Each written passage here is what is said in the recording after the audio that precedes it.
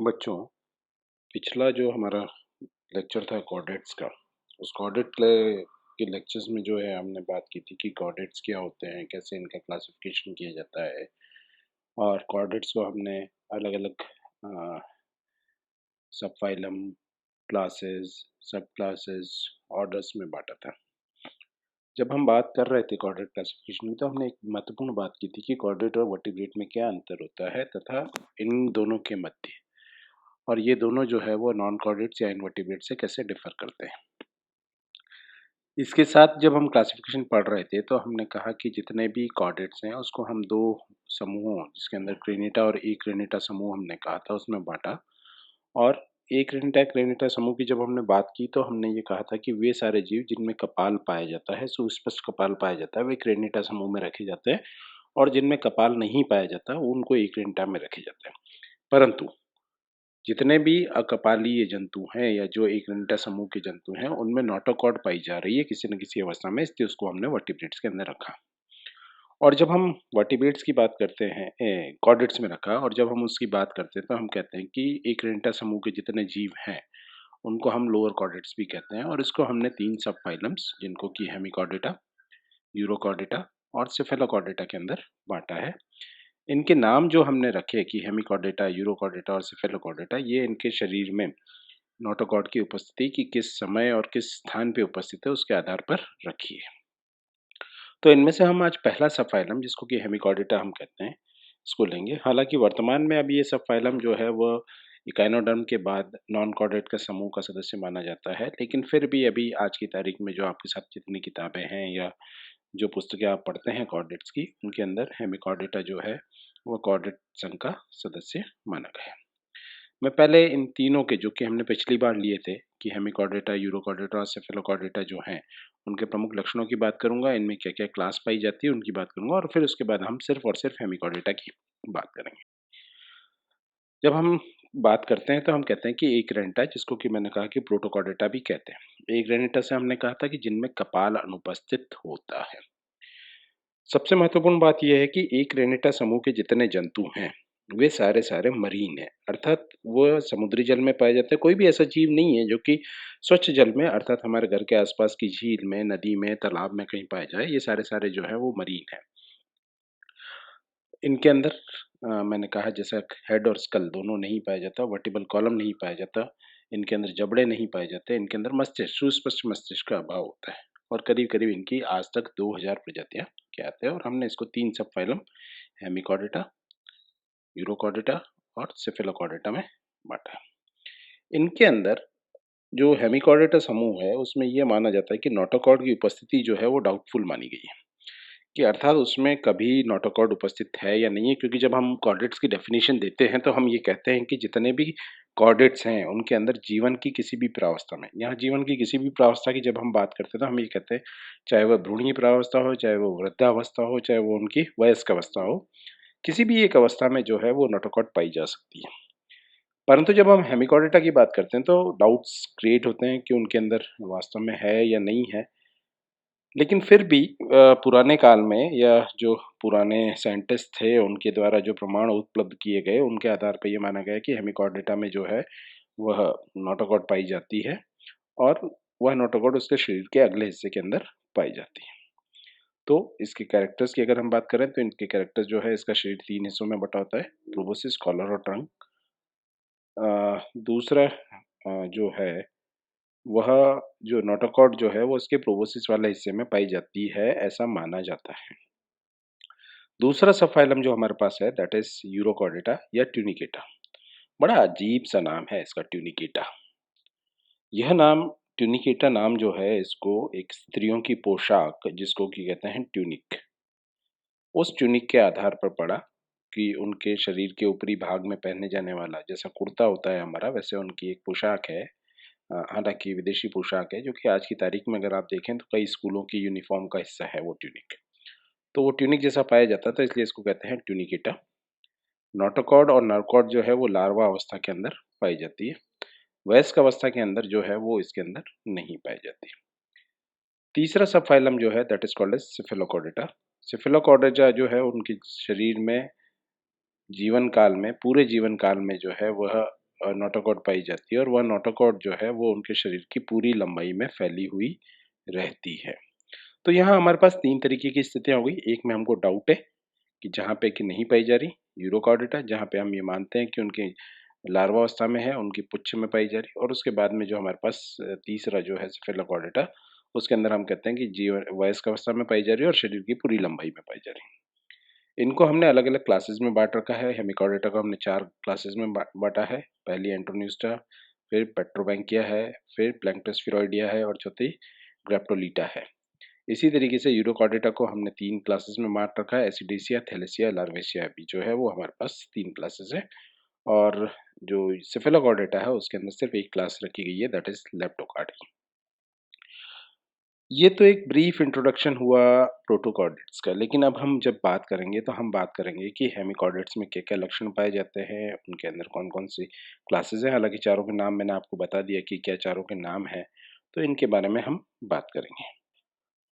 जब मैं हेमिकॉर्डेट्स की बात करता हूँ तो जैसा शुरू में मैंने कहा था कि इनका शरीर जो है वह 3 हिस्सों में विभाजित होता है। पहला जो है वो कहलाता है प्रोबोसिस, जो कि शरीर का सबसे आगे वाला हिस्सा होता है। प्रोबोसिस कोई भी ऐसी चीज़ जो कि मुख से आगे निकली हुई हो, उसको हम प्रोबोसिस कहते हैं जंतु विज्ञान की भाषा में।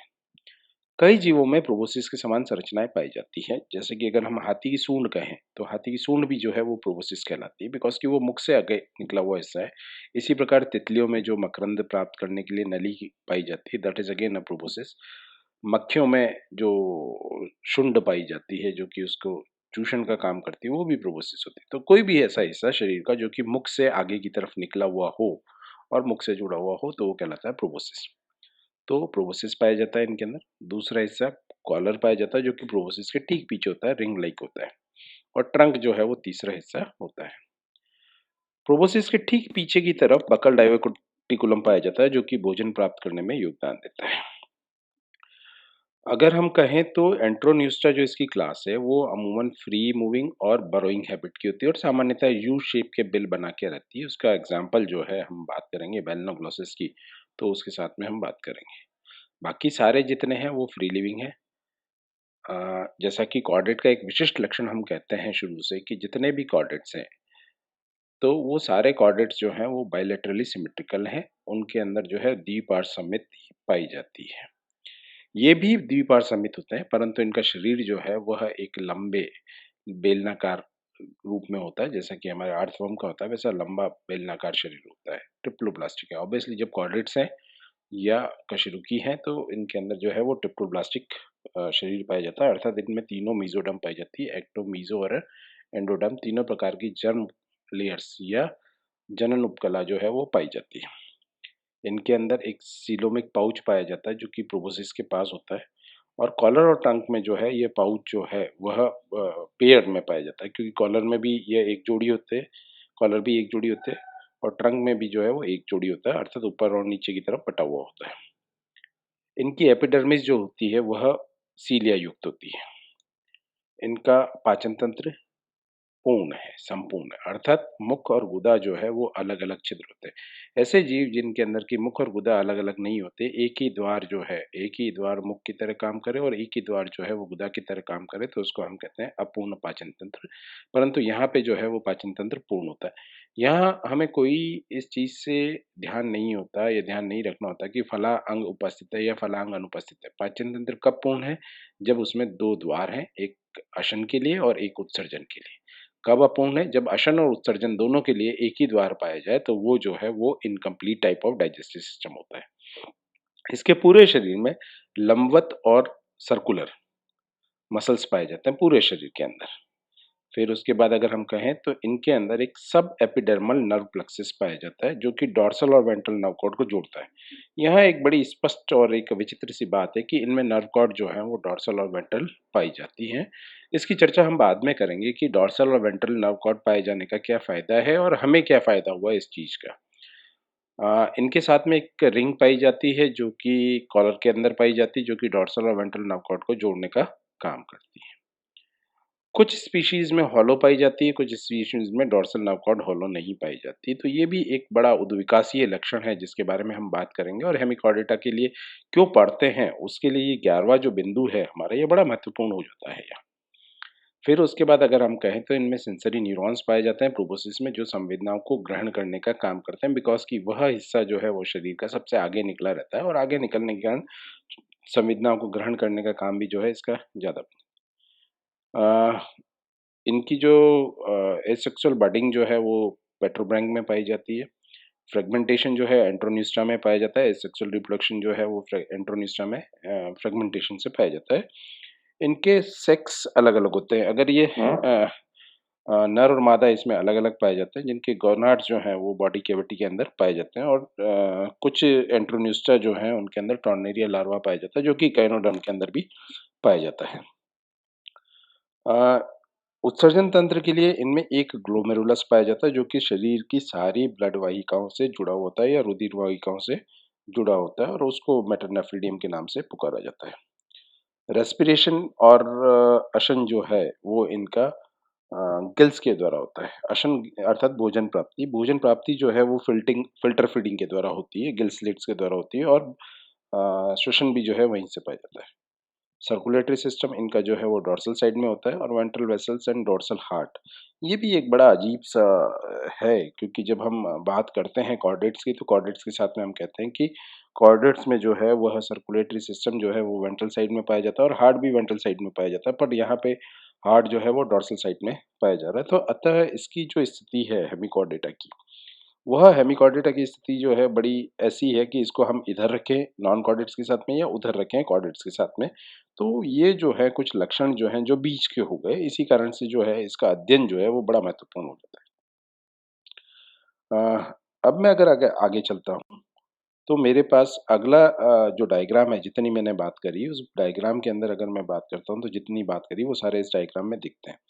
जैसा मैंने कहा कि मेरे पास जो सबसे आगे वाला प्रोबोसिस, तो ये जो हिस्सा है हमारे पास आगे वाला हिस्सा, ये हिस्सा जो है वो प्रोबोसिस कहलाता है। अब इस प्रोबोसिस वाले हिस्से में लॉन्जिट्यूडिनल और सर्कुलर मसल्स पाए जा रहे हैं। जैसा कि मैंने कहा कि इसमें लॉन्जिट्यूडिनल और सर्कुलर मसल्स पाए जा रहे हैं।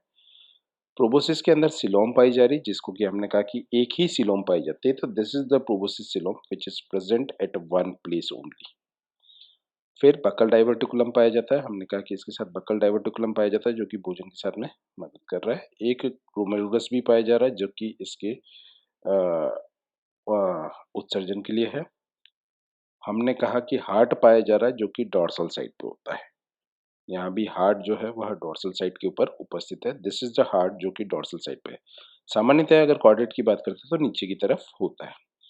फिर हमने कहा था कि सिलोमिक जो है वो कॉलर के अंदर एक जोड़ी पाई जाती है, तो this is coelom which is present in the collar, कि ये सिलोम जो है वो कॉलर के अंदर पाई जा रही है। एक बड़े मजे की बात जो आखिर में मैं आपके साथ में करने से मार्क करूंगा, कि ये जो वेंट्रल नर्व कॉर्ड है इसके अंदर, ये देखिए ये वेंट्रल नर्व कॉर्ड का हिस्सा किया, और इसी तरीके से मैं कहता हूँ कि एक कॉलर नर्व कॉर्ड पाई जा रही, जो कि डॉर्सल साइड पे है।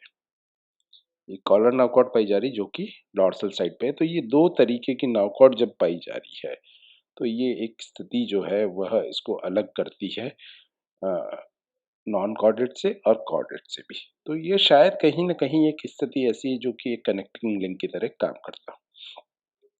बाकी जो ये वाला हिस्सा है हमारे पास, this region is called as gill slits region, pharynx region, जिसके अंदर की भोजन जो है प्राप्त करने के लिए फिल्टर फीडिंग होती है, प्लस इसके साथ में जो है रेस्पिरेशन का काम भी जो है इसके साथ होता है। And the buccal cavity we have, और बाकी इसके साथ में जो हमने बात की वो सारे लक्षण इसके अंदर दिखे। हेमिकॉर्डेटा की जब हम बात करते हैं, तो हम कहते हैं कि यहाँ पे करीब 40 प्रकार की प्रजातियां पाई जाती है, जो कि 4 क्लासेस के अंदर बांटी गई हैं। 4 क्लासेस के नाम जो हमने पहले भी लिए थे और अभी भी लेता हूँ मैं, कि इनको हम एंट्रोन्यूस्टा कहते हैं, पेट्रोब्रैंकिया कहते हैं, प्लैंक्टोस्फेरोइडिया कहते हैं, और ग्रेप्टोलीटा कहते हैं। अगर हम इन चारों क्लासेस की बात करें, तो चारों क्लासेस के नाम जो है वो बड़े सोच समझ के रखे गए हैं। एंट्रोन्यूस्टा यह 2 शब्दों से मिलकर बना है। One is called as enteron. Enteron से तात्पर्य जो होता है वो ये होता है कि इंटेस्टाइन या गट, कि किसी जीव के शरीर के अंदर कोई इंटेस्टाइन है या कोई गट है, तो that is called as entero in Greek. न्यूस्टॉस मतलब जो है जो कि उसके द्वारा श्वसन करे, तो एंट्रोन्यूस्टा नाम इसलिए रखा गया। फिर दूसरा नाम है पेट्रोब्रैंकिया। पेट्रोबैंकिया जो है, पेट्रोवेन नाम का जो शब्द है ग्रीक का, उससे आया। पेट्रोवेन का अर्थ होता है पंखों के समान, फेदर लाइक। ब्रैंकियोन, गिल, कि जिनके गिल्स जो है वो पंखों के समान हो, वो पेट्रोबैंकिया कहलाते हैं। प्लैंक्टोस्फेरोइडिया अर्थात जो कि प्लैंक्टन के समान घूमने वाले। प्लैंक्टन शब्द जो है उसका मतलब ये नहीं होता सूक्ष्म, उसका मतलब होता है घूमने वाला, ड्रिफ्टर, जो हवा के साथ चले, जो पानी के साथ चले, वांडरर, जिसकी घूमने की आदत हो, तो वो कहलाता है प्लैंक्टन। तो प्लैंक्टॉक्स जो है वो घूमने का हो, स्फीरोइडिया अर्थात जो कि गोलाकार हो, गेंद के आकार का। तो प्लैंक्टोस्फीरोइडिया जो है वो इसका तीसरा क्लास है। ग्रेप्टोलीटा, ग्रेप्टोलीटा अर्थात ऐसे जीव, क्योंकि ये आज की तारीख में जीवित नहीं पाया जाता, ऐसा माना जाता है कि ये फॉसिल्स हैं। तो ग्रेप्टोलीटा अर्थात जो कि रिटन, ग्रेप्टॉस मतलब जो लिखा हुआ, और लिथो मतलब चट्टान, तो जिनकी चट्टान के ऊपर कोई चीज उकेरी गई है, लिखी गई है, तो वो ग्रेप्टोलीटा क्लास के अंदर आते हैं। अब हम पहली बात करेंगे एंट्रोन्यूस। यहाँ एंट्रोनिस्टा क्लास जो है, जो कि इसकी पहली क्लास है, उसके बारे में हम बात करेंगे। तो एंट्रोनिस्टा क्लास जो है उसको हम एकॉर्न या टंगवर्म के नाम से भी, इसमें पाए जाने वाले जीवों को एकॉर्न या टंगवर्म के नाम से भी जानते हैं। एकॉर्न जो है वो एक तरीके का ओक का फल है, और टंगवर्म इनको इसलिए कहते हैं क्योंकि इनका प्रोबोसिस जो है वो जीवा के समान दिखाई देता है, तो इसलिए उसका नाम टंगवर्म रख दिया होगा शायद।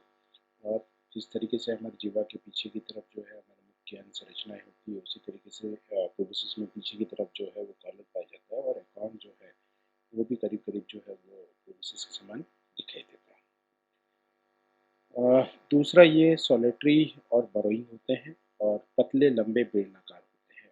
और जैसा मैंने कहा कि शुरू से कहा कि नितांत रूप से समुद्रीवासी होते हैं, कि इनका जो है वो कहीं जो है वो स्वच्छ जल में नहीं पाए जाते। इनका शरीर मैंने शुरू से कहा कि तीन हिस्सों में बटा होता है, प्रोबोसिस, कॉलर और ट्रंक। प्रोबोसिस की जब हम बात करते हैं, तो मैंने पहले भी कहा कि मुख से निकला हुआ, आगे निकला हुआ हिस्सा जो है वो प्रोबोसिस कहलाता है, शॉर्ट कॉनिकल प्रोजेक्शन, क्योंकि इस जीव के मुख से आगे वाला हिस्सा। कॉलर जो है वो रिंग लाइक अर्थात अंगूठी के अनुमान संरचना होती है, और प्रोबोसिस के पीछे की तरफ, पोस्टीरियर टू प्रोबोसिस, जहाँ भी पोस्टीरियर लिखा हुआ उसका मतलब ये हुआ कि वह किसी के पीछे की तरफ है। एंटीरियर लिखा है तो वह उसका मतलब होता जाता है कि वो किसी के आगे की तरफ है, एंटीरियर टू दिस और anterior to this, posterior to this. तो पोस्टीरियर मतलब किसी संरचना के पीछे की तरफ। ट्रंक वाला जो हिस्सा है उसको हम तीन हिस्सों में बांटते हैं, उसको हम कहते हैं प्रोटोसोम, दूसरे वाले को हम कहते हैं मीजोसोम एंड मेटासोम। आगे वाला हिस्सा प्रोटो, बीच वाला मीजो, और सबसे पीछे वाला हिस्सा जो है वो मेटासोम कहलाता है। इनका कॉलर जो है उसके ऊपर टेंटिकुलेटेड या सीलिएटेड भुजाएं नहीं पाई जाती, और इन सीलिएटेड भुजाएं, जो कि हेमिड कॉर्डेटा में जो सीलिएटेड भुजाएं पाई जाती है, उनको हम नाम देते हैं लोफोफोर।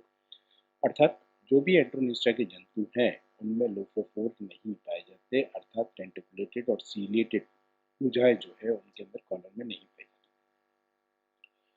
चौथी अगर मैं बात करूँ तो इनकी एलिमेंट्री कैनाल जो है वह सीधी होती है, उसमें किसी तरीके का कोई घुमाव नहीं है। मुख और गुदा जो है वह एक दूसरे के विपरीत दिशा में होते हैं, अर्थात मुख अग्र भाग में है और गुदा पश्चिम भाग में पाई जाती है। जैसा मैंने कहा कि जितने भी जीव जिनके अंदर मुख और गुदा अलग अलग पाई जाती है, उसको हम कहते हैं कि उनका जो पाचन तंत्र है वह संपूर्ण है।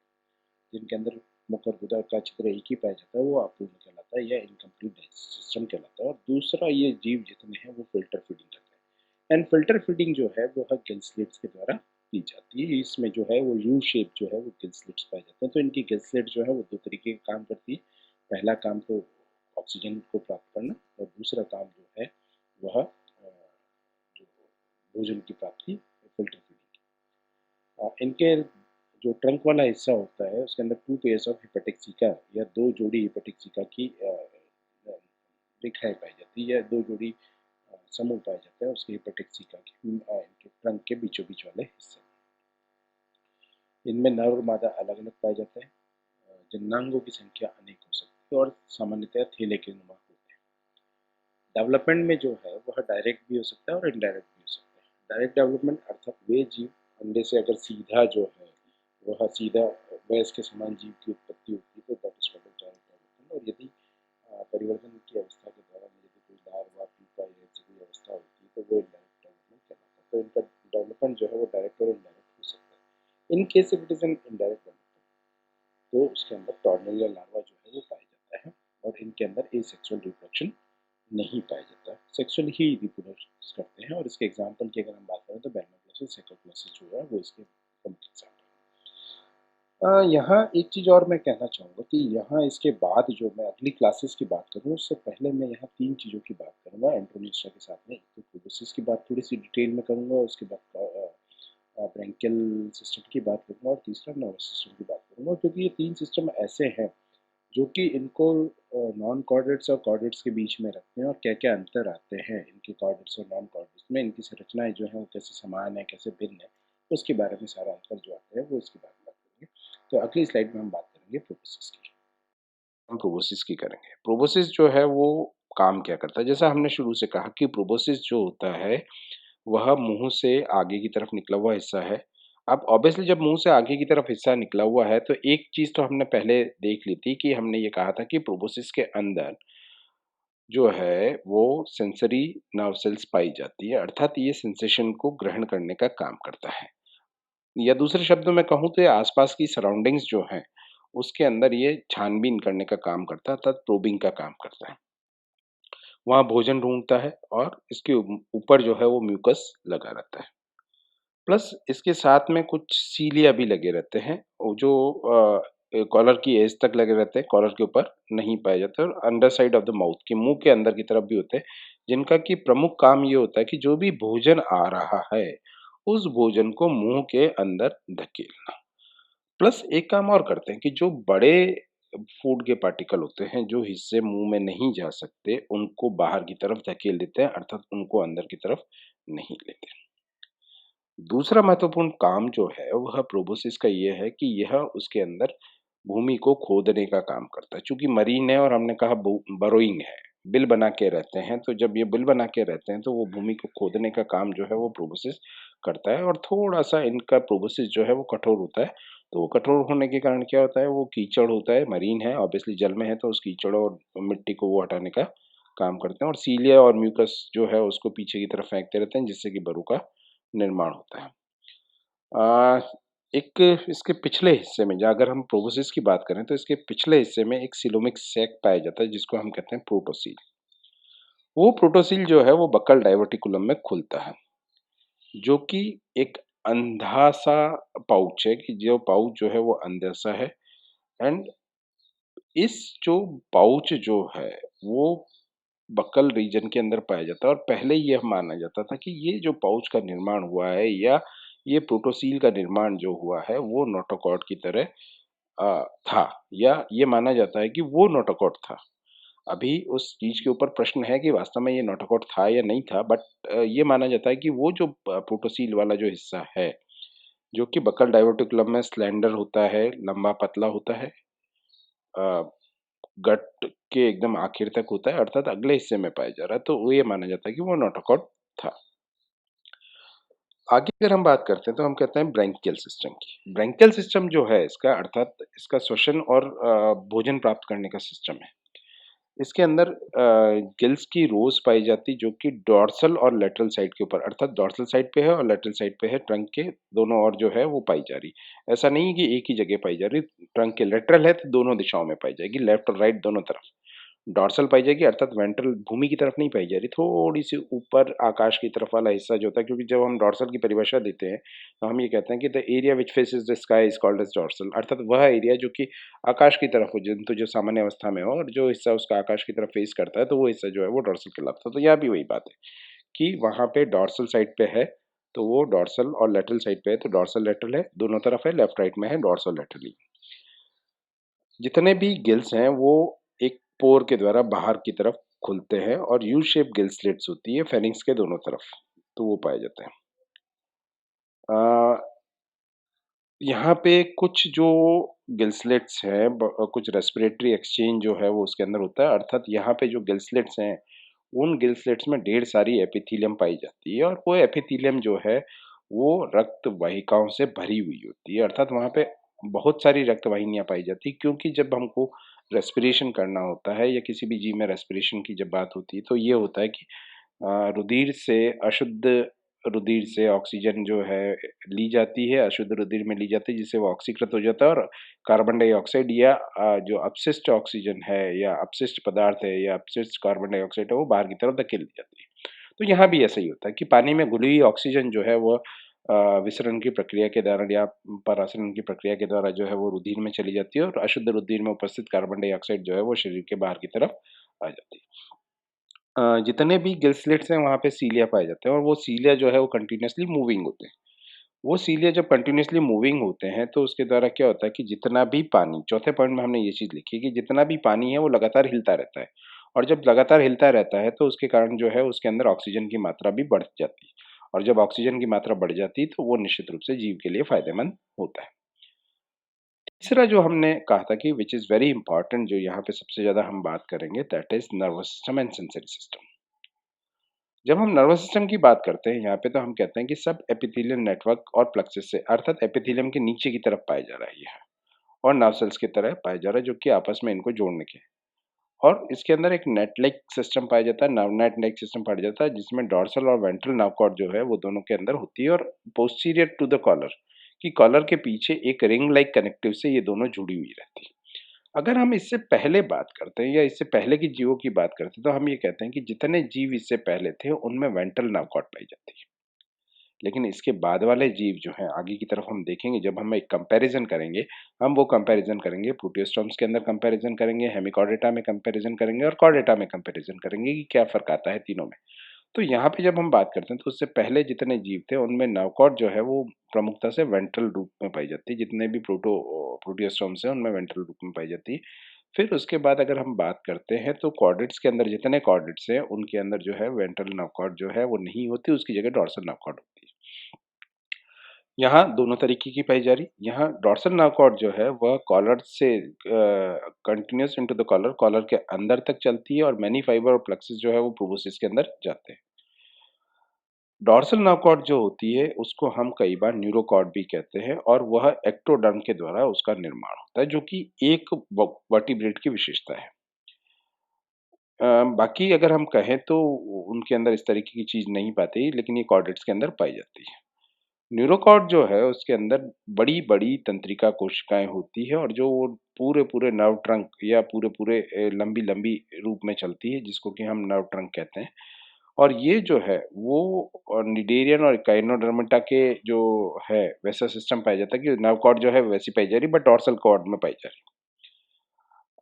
उसके बाद अगर हम कहें तो सेंसरी रिसेप्टर्स जो है वो न्यूरोसेक्रेटरी कोशिकाएँ या न्यूरोसेंसरी कोशिकाएँ जो होती है वो प्रोबोसिस के अगले भाग में होती, एपिडर्मिस के साथ में पाई जाती है। और दूसरा जो है वो प्री ओरल कैविटी जिसके आसपास जो कीमोरिसेप्टर्स पाए जाते हैं उसके अंदर कीमोरिसेप्टर्स इसलिए पाए जाते हैं क्योंकि वो आसपास की पानी से भोजन को सूंघ के प्राप्त कर लें। फोटोरिसेप्टर्स पाए जा रहे हैं इनके अंदर जो कि प्रकाश का संवेदना का अ, अंतर करते हैं कि किस तरीके से वहाँ पे प्रकाश है, किस तरीके का नहीं है, लाइट के हिसाब से काम करते हैं। जैसा मैंने कहा था कि एक कंपैरिज़न चार्ट जो है वो हमारे पास है जिसके अंदर हम कंपैरिज़न करेंगे कि कैसे इसको अलग कहा जाए। तो जब हम यहाँ देखते हैं कि डॉर्सल होलो ट्यूबुलर नर्वस सिस्टम की बात करते हैं तो यहाँ पे जो है, यहाँ बड़ी एक अजीब-सी स्थिति है। यहाँ अगर आप देखेंगे तो जो डॉर्सल नर्व कॉर्ड है हमारी, वो तो है खोखली और वेंट्रल नर्व कॉर्ड की जब हम बात करते हैं तो वो हम कहते हैं solid. That means it is having a character of non-chordate and chordate. Because कि जब हम यहाँ बात करते हैं तो सारे सारे जो कॉर्डेट्स हैं उनके अंदर नर्व कॉर्ड जो है वो खोखली पाई जाती है और कॉर्डेट का कैरेक्टर ही हम देते हैं presence of hollow dorsal tubular nervous system.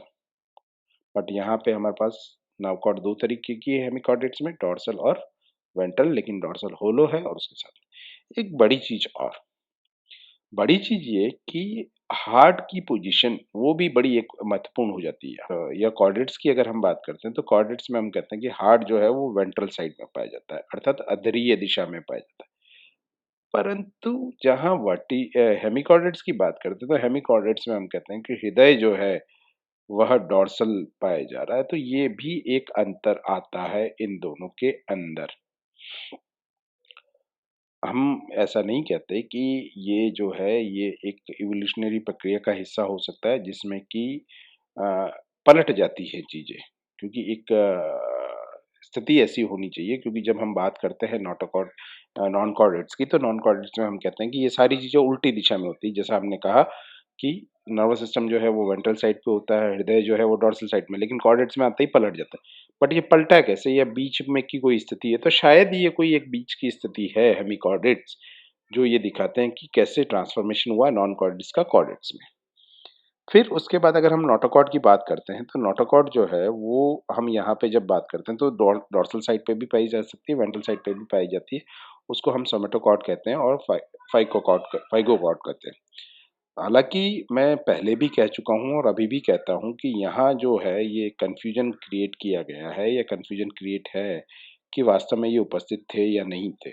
But यहाँ पे जब हम बात करते हैं तो डोर्सल साइड में स्टोमाकॉर्ड कहते हैं, और फाइगोकॉर्ड जो है वो वेंट्रल साइड में होते हैं, और डॉर्सल नॉटोकॉर्ड जो है वो वर्टिब्रेट्स में पाई जाती है। जब इनवर्टिब्रेट्स की बात करें तो उसके अंदर हम कहते हैं कि नोटोकॉर्ड जो है वो अनुपस्थित होती है।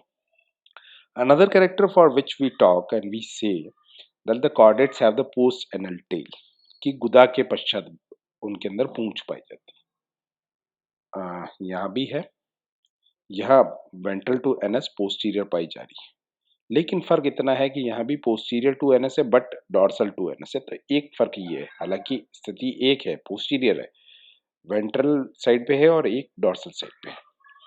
लीवर की प्रेजेंस है, एंडोस्टाइल है, गिल्सलेट्स है, लेफ्ट राइट एसिमेट्री है, वो सारी चीज़ें इनके साथ में जो है वो इसको एक बीच में रखती है कि ये सारी चीज़ें। सेम फिगर मैं बात करता हूँ, तो वही फिगर जो है वापस बात करता हूँ, तो उसके अंदर जितनी बातें अभी हमने की थी तो वो सारी चीज़ें हैं। जैसे मैंने नवकॉर्ड की बात की, तो नवकॉर्ड जो है वो यहाँ हमारे पास उपस्थित है, ये वेंट्रल नवकॉर्ड है। और दूसरी तरफ जो हम दूसरी जो नवकॉर्ड की बात की थी, जो डॉर्सल है, that is also called as trunk notochord, क्योंकि हमने कहा कि वो ट्रंक नवकॉर्ड के अंदर साथ में है। ये यहाँ जो हमको दिख रहे हैं ये नीले वाले, these are the nervous system या गैंग्लियंस हैं जो कि कॉलर वाले रीजन में पाए जा रहे हैं। These are the nervous system part जो कि गैंग्लियंस हैं जो कि यहाँ पाए जा रहे हैं। हार्ट की बात जो हमने कही थी कि हार्ट जो है यहाँ पे डॉर्सल पाया जा रहा है, दिस इज डॉर्सल। एक अजीब सी स्थिति है जो इस टेबल के अंदर हमने बात की थी, वेंट्रल नॉकआउट पाई जा रही है, और बाकी जिन सारी चीज़ों की बात की वो सारी इसके साथ में। अगर हम कहें कि बेलनोग्लॉसस का है, दिस इज बेलनोग्लॉसस जो कि हमको दिखाई दे रहा है, ये बेलनोग्लॉसस है, जिसके अंदर हमने कहा कि प्रोबोसिस कॉलर और ट्रंक पाया जा रहा है। यहाँ भी प्रोबोसिस कॉलर और ट्रंक वाला है। This is the hepatic region जहाँ पे कि सीका पाई जा रही है, दो हमारे पास रोज पाई जा रही है। फिर जेनेटल रीजन है, ब्रैंकियल रीजन है। दूसरा वाला जो है दैट इज कॉल्ड सेकोक्लॉसिस जो कि बड़ा है का अपेक्षाकृत प्रोबोसिस के अंदर हमारे पास पड़ी है। दूसरी क्लास जो हमारे पास इसके है जो दैट इज कॉल्ड एज पेट्रोबैंकिया। पेट्रोबैंकिया जो है अपेक्षाकृत छोटे जंतु हैं जिनका कि आकार 1 से 7 मिलीमीटर के आसपास का होता है, और समुद्र के अंदर ही पाए जाते हैं। जैसे हमने कहा कि सीडेंटरी अर्थात स्थानबद्ध एक जगह पाए जाते हैं, कोलोनियल समूह में पाए जाते हैं, और ट्यूबिकुलस अर्थात ट्यूब के अंदर पाया जाता है, एक छोटी ट्यूब के अंदर पाया जाता है। जब हम इसके लक्षणों की बात करेंगे या उस चीज की बात करेंगे तो हम कहेंगे कि ट्यूब में पाए जा रहे हैं। प्रोबोसिस जो है वो इनकी जो है वो सीलिया और टेंटिकल्स के साथ में होती है और सीलियरी फीडिंग करते हैं। अगर हम सीलियरी फीडिंग की बात करें तो हमने नोटोकॉर्ड में भी कई स्थानों पे देखा या कई जीवों में देखा कि नॉन कॉर्डेट्स में भी कई जीवों में देखा हमने कि वहाँ पे सीलियरी फीडिंग पाई जाती है, अर्थात सीलिया जब भोजन प्राप्त करने में मदद करते हैं तो ऐसी अवस्था को हम कहते हैं सीलियरी फीडिंग। तो यहाँ भी जो है वो सीलिया मदद करते हैं भोजन प्राप्त करने में, और चूंकि प्रोबोसिस के साथ उपस्थित है तो निश्चित रूप से वो क्या करेंगे कि भोजन को प्राप्त करने में मदद करते हैं। कॉलर जो है उसके अंदर दो टेंटिकुलेटेड आर्म्स पाई जा रही है। जैसा कि हमने एंट्रोनिस्ट्रा में कहा कि एंट्रोनिस्ट्रा में टेंटिकुलेटेड आर्म्स नहीं पाई जाती, बट यहाँ पे जो है वो कॉलर के अंदर जो है वो टेंटिकुलेटेड आर्म्स पाई जा रही है, जिसको कि हम लोफोफोर्स भी कहा था, वो लोफोफोर्स इसके अंदर पाए जा रहे हैं। गिल्सलेट्स एक जोड़ी होती है या उपस्थित होती है, बट यहाँ पे यू शेप नहीं होती है, वहाँ यू शेप होती है, यहाँ यू शेप नहीं है। पेट्रोबंक जो है ट्यूबुलर नर्व कॉर्ड उसके अंदर नहीं पाई जाती, जैसा कि हमने कॉर्डेट्स के लिए कहते हैं कि ट्यूबुलर पाई जाती है, वहाँ ट्यूबुलर नहीं पाई जाती। बट इसका नर्वस सिस्टम जो है वो एंट्रोनिस्ट्रा के समान होता है। एलिमेंट्री कैनाल इसकी यू शेप्ड है, डॉर्सल एनस होती है इसकी, और मुख के पास होती है, हालांकि कंप्लीट है उसमें। जब हमने एंट्रोनिस्ट्रा या बेलनोग्लॉसस की बात की थी तो हमने कहा कि स्ट्रेट होती है, बट यहाँ पे जो है वो यू शेप होती है, अर्थात मुख और गुदा की ओपनिंग है तो अलग अलग, लेकिन वो क्या है, पास में पाई जा रही है, तो this is U shape. Sexes are separate, इनके सेक्सेस जो है नर मादा अलग होते हैं और कई बार एक साथ भी हो सकते हैं, हर्माफ्रोडाइट भी हो सकते हैं। इनमें एक जोड़ी या एक या तो एक जोड़ी या एक जो है वो गोनाड्स पाए जाते हैं या जनन अंग पाए जा सकते हैं। डेवलपमेंट डायरेक्ट है, अर्थात इनके अंदर जो है वह लार्वा अवस्था नहीं पाई जाती, और कुछ जगह जो है एक आधा जो है, अधिकतर जीवों में नहीं पाई जाती, परंतु एक आधा जो है उसके अंदर लार्वा अवस्था हो सकती है। एसेक्सुअल रिप्रोडक्शन, अर्थात एसेक्सुअल रिप्रोडक्शन इनके अंदर जो है वो बडिंग के द्वारा पाया जाता है, और इसको आगे हमने दो ऑर्डर्स के अंदर बांटा, जिनको हमने सिफिलोडिस्कॉइडिया और रैप्डोप्लूरिडिया के नाम से पहचानते हैं। सिफिलोडिस्किडिया जो है हमारा, वो जो है वो ऑर्डर जो है उसका नाम इसलिए रखा क्योंकि उनका सिर जो है वो एक प्लेट के आकार का होता है, तश्तरी के आकार का होता है, इसलिए उसका नाम हमने रख दिया सिफिलोडिस्किडिया। दूसरा ऑर्डर जो है हमारा, इसका जो उसका नाम है रेप्टोप्लूरिडिया। रेप्टोप्लूरिडिया मतलब जिनके अंदर की रिब होती है, रॉड लाइक होती है, और प्लूरा जो है वो रिब लाइक स्ट्रक्चर या उसके अंदर पसली के समान संरचनाएं होती है, वो उस तरीके की चीज होती है, या साइड में संरचना होती है।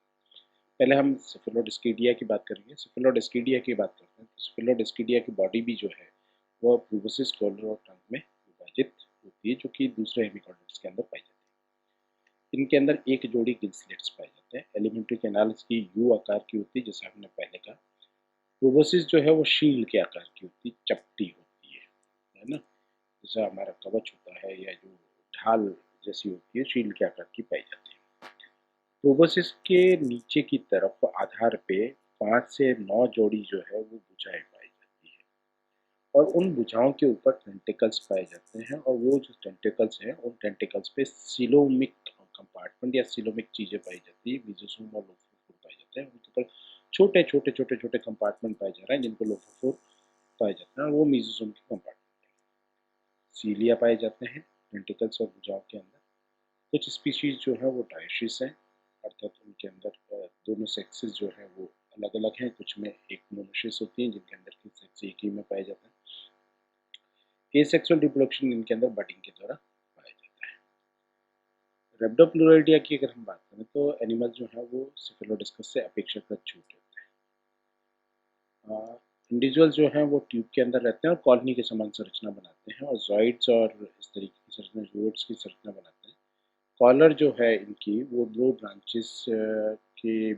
ब्रांचिंग आर्म्स होती है उसके अंदर, और दोनों ब्रांचिंग आर्म जो है वो उनके अंदर सीलिया लाइक संरचना पाई जाती है। गिल स्लिट्स और ग्लोमेरुलाई जो है वो नहीं होते, और नए इंडिविजुअल्स जो है इनके या इनका जनन जो है वो बडिंग के द्वारा होता है, ब्रांचेस के द्वारा होता है, और गोनाड्स अगर जो है वो तो एक ही पाए जाते हैं, जोड़ी में नहीं पाए जाते, एक ही रहते हैं। These are the diagrams of Cephalodyskidia and Rhabdopleura।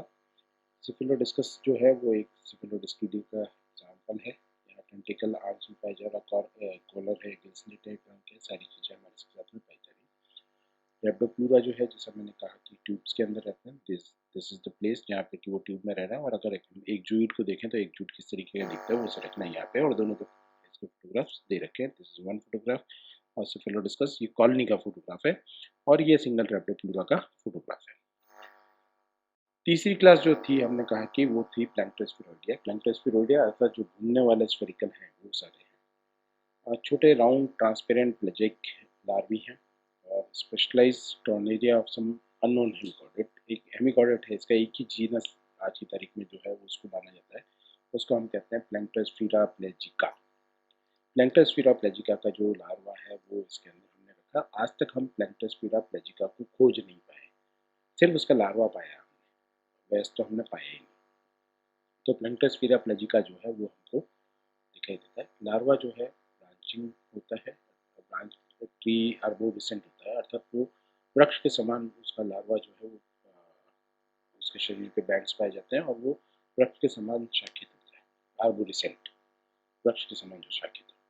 Alimentary canal जो लार्वा की है वो यू आकार की है, और एडल्ट जो है वो अभी भी नहीं पता, जैसा मैंने शुरू में कहा कि हमको नहीं पता कि एडल्ट कैसा दिखता है, बट हमने जो है वो प्लैंक्टोस्फेरा का प्लेजिका का जो है हमने लार्वा देखा, और उसी लार्वा के लक्षणों की हम बात करते हैं। इसका आखिरी ऑर्डर है, आखिरी क्लास जो है जिसको हमने कहा ग्रेप्टोलीटा।